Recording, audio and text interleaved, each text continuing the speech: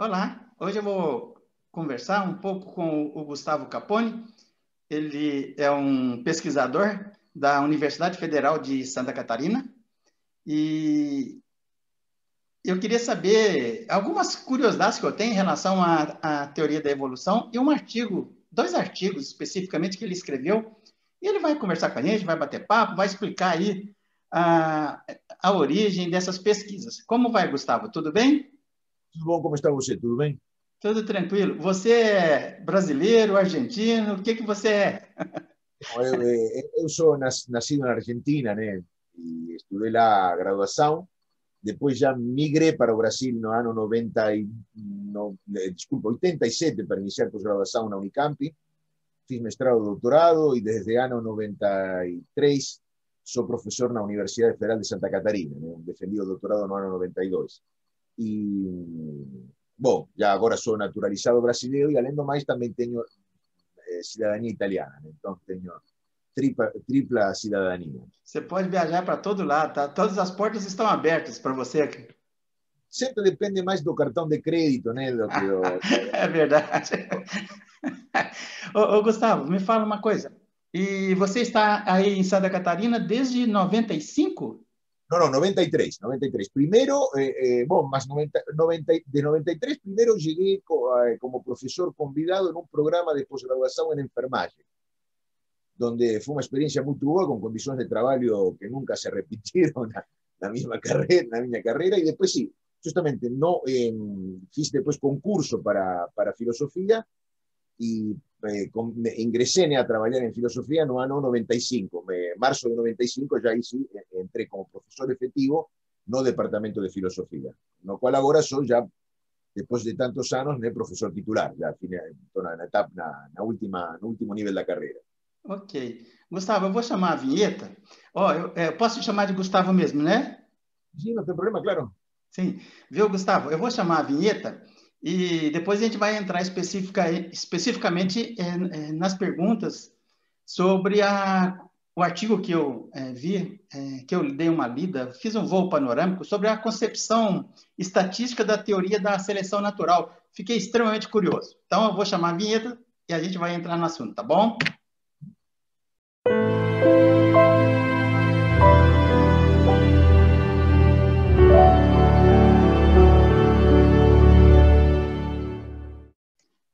Então, como eu falei na primeira parte, antes da vinheta, eu vou bater um papo com o Gustavo sobre o artigo que ele escreveu a respeito da seleção natural, com algumas críticas à concepção estatística. Como é que se deu essa crítica, Gustavo? Fala para a gente aí como é que você começou construindo essa crítica. Bom, a concepção estatística da teoria da seleção natural é uma interpretação da teoria da seleção natural particular. A ver, vou explicar melhor. Primeiro ponto, se trata, o trabalho meu, de um trabalho de filosofia da ciência. É uma reflexão, chamemos assim, epistemológica. Não está em questão aí a teoria da seleção natural. Não cabe jamais a filosofia da ciência entrar a discutir digamos, a verdade, a validade de uma explicação científica. Nosso ponto de partida são as explicações e as teorias científicas, e o que a gente tenta é entender como elas funcionam, quais são seus conceitos fundamentais, que tipo de enunciados a compõem. E há uma interpretação particular da teoria da seleção natural, sustentada por alguns autores, que dizem que ela é simplesmente um conjunto de generalizações estatísticas, que ela não tem conteúdo causal à teoria da seleção natural. E nesse artigo eu tentei mostrar que isso é uma interpretação incorreta, desnecessária, e que efectivamente a teoria da seleção natural tem sim conteúdo causal, e que as explicações que ela produz são explicações por seleção natural. Perdão, explicações causais. E você acha que tem uma incompreensão desse conteúdo causal aí por parte da comunidade científica? Como é que seria isso? Não, de jeito nenhum, não falaria isso jamais. Não, é um grupo de autores que apresentou essa interpretação, o meu não é uma crítica à comunidade científica, menos à comunidade de biólogos evolutivos, se trata simplesmente de discutir uma questão muito puntual de uma interpretação, né, que surgiu num momento nesses anos que está sendo muito discutida, e eu não gostava dessa interpretação justamente pelo fato de achar que ele enfraquecia a teoria da seleção natural, e bom, achei pertinente, né, um artigo, escrever alguma coisa sobre isso. Né? Ok. Mas, insisto, é uma posição a minha bem conservadora, né, no que tange a teoria da seleção natural. Isso é uma defesa do que seria, em todo caso, a interpretação estándar da teoria da seleção natural, que a vê como uma teoria causal. Se você pergunta para um cientista se as explicações por seleção natural são explicações causais, a maior parte dos biólogos vai dizer que sim, que se trata de explicações causais, mesmo que os biólogos nem sempre vão a ter clareza sobre em que consiste uma explicação causal, porque isso já é isso exige uma reflexão de tipo epistemológica. Eles, com certeza, entendem, ou a maior parte deles entendem a teoria da seleção natural como uma teoria causal, e isso foi o que eu quis justamente também ratificar, né, contestando ou mostrando alguns pontos fracos dessa teoria, dessa interpretação estatística. Ok. Ô, Gustavo, e você coloca no teu artigo lá que a genética populacional tem uma visão localizada e eventualmente, talvez míope, não sei se eu estou colocando de forma correta, em relação à teoria da evolução. Como é que é essa colocação, como é que é essa tua leitura? Bom, isso, claro, isso tem a ver com uma concepção, bom, bastante bem desenvolvida por um filósofo da biologia muito influente, que é o Elliot Sober, donde você pode distinguir falar que numa teoria causal você tem três elementos. Uma teoria causal se compõe de três elementos. Vamos a falar de leis o que podríamos chamar de força zero, como por exemplo no caso da física seria o princípio de inércia, e no caso da genética de populações o equilíbrio de Hardy-Weinberg. Depois, leis de tipo consequencial, como seria o caso da segunda e a terceira lei de Newton na física clássica, e como o princípio de seleção natural na teoria evolutiva, e também as fórmulas da genética de populações. Mas, além do mais, uma teoria causal tem um terceiro elemento, que são as leis propriamente causais. Por exemplo, a lei gravitacional, na física newtoniana, e um terceiro elemento que são, no caso da teoria da seleção natural, um terceiro elemento que eu gosto de chamar de invariantes seletivos, que são, seriam o reconhecimento, a individualização de mecanismos causais que produzem o que os biólogos chamam de pressões seletivas. A genética de populações, pelas suas características, ela não se importa de questões ecológicas e, portanto, ela não atende a esse elemento causal da teoria da seleção natural. E ela desenvolve, basicamente, o aspecto consequencial. Por isso, suas fórmulas têm um conteúdo consequencial e não causal. E eu acho que o que acontece com a interpretação estatística é que ela justamente fica muito atrelada à formulação da teoria da seleção natural, que surge da genética de populações, que é muito importante essa formulação, que tem produzido, digamos que tem sido um instrumento importantíssimo para a biologia evolutiva, mas que é uma interpretação parcial, justamente porque deixa de lado o que eu chamo o elemento ecológico, que é aquele que permite entender os mecanismos causais que estão por trás do surgimento de pressões seletivas. Essa é seria o núcleo da argumentação. Gustavo, você entende, então você entende que, sob o ponto de vista da probabilidade estatística, a teoria da evolução, ela pode provocar uma polarização e poderia, polarização ou visão localizada, e que seria necessário algum tipo de objeção a essa polaridade? A que polaridade você refere? Que dá a impressão que sob o ponto de vista estatístico, acaba tendo uma visão localizada, deixando de ter múltiplas visões. Pelo menos foi a impressão que eu tive. Pode me corrigir se eu estiver errado? No, eu poderia corrigir se entendesse bem o que você me está dizendo, mas eu não consigo entender. Digamos, ao que eu simplesmente, digamos, não sei, eu falei de uma polaridade que é a polaridade próximo-remoto, né, que é uma polaridade introduzida por, bom, os biólogos evolutivos já de fato, no início do século XX, desculpa, mas muito desenvolvida por um biólogo muito influente que é Ernst Mayr, que é de nome Ernst Mayr, que é a distinção entre explicações por causas próximas e explicações por causas remotas. E eu acho que, para também entender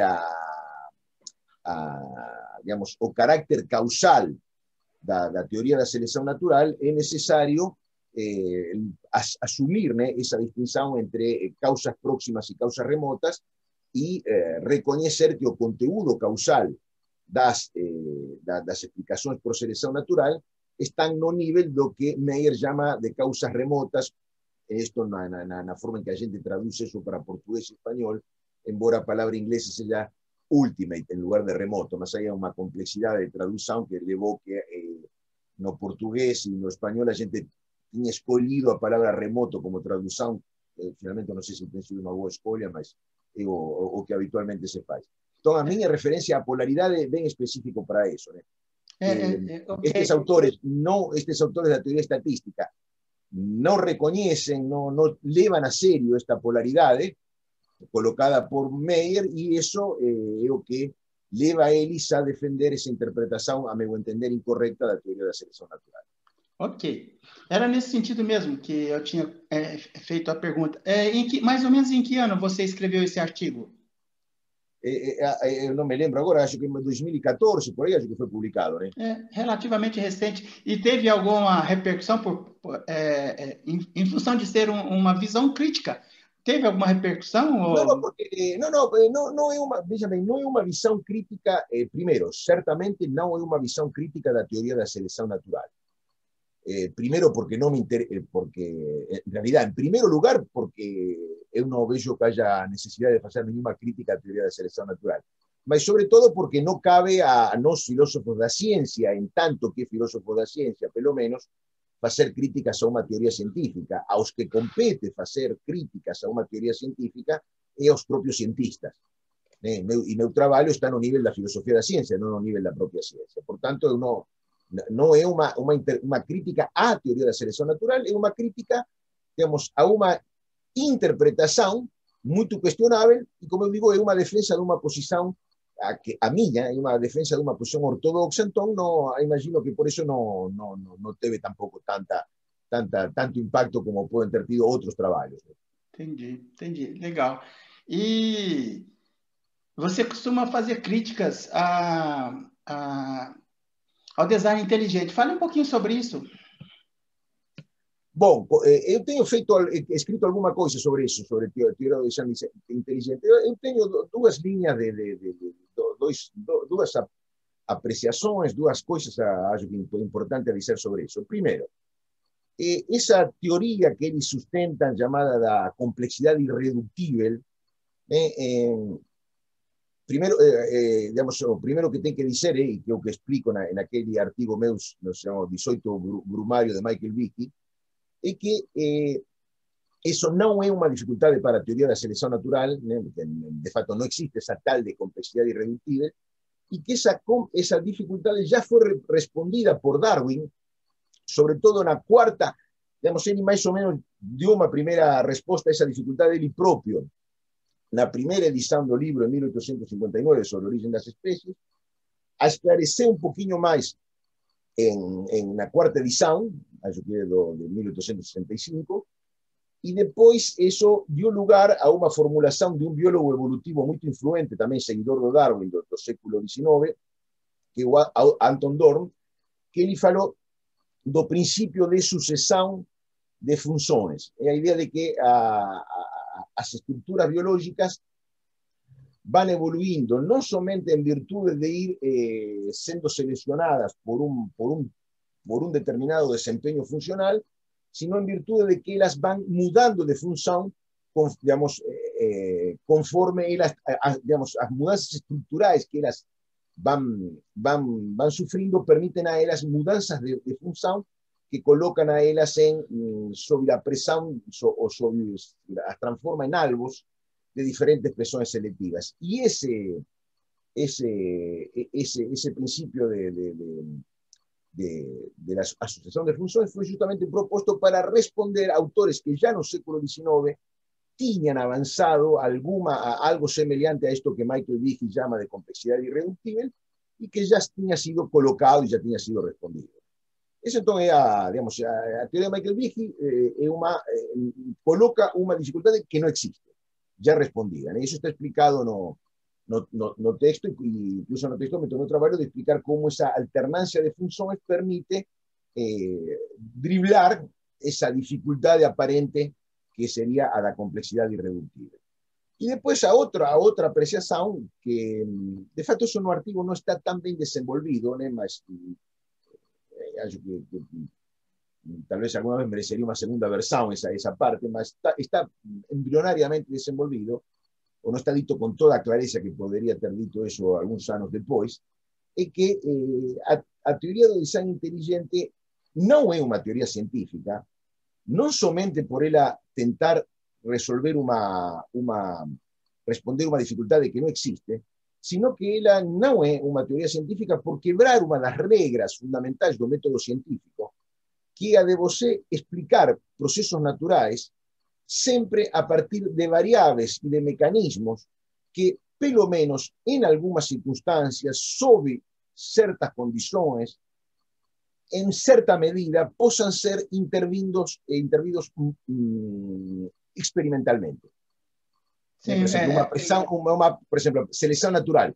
Darwin, entre las cosas que demoraron a él publicar su obra, que llevó un grande tiempo de amadurecimiento, él ter encontrado un referente, un elemento en el conocimiento humano que nos permitiese reconocer a selección natural como algo manipulable, que es a selección artificial.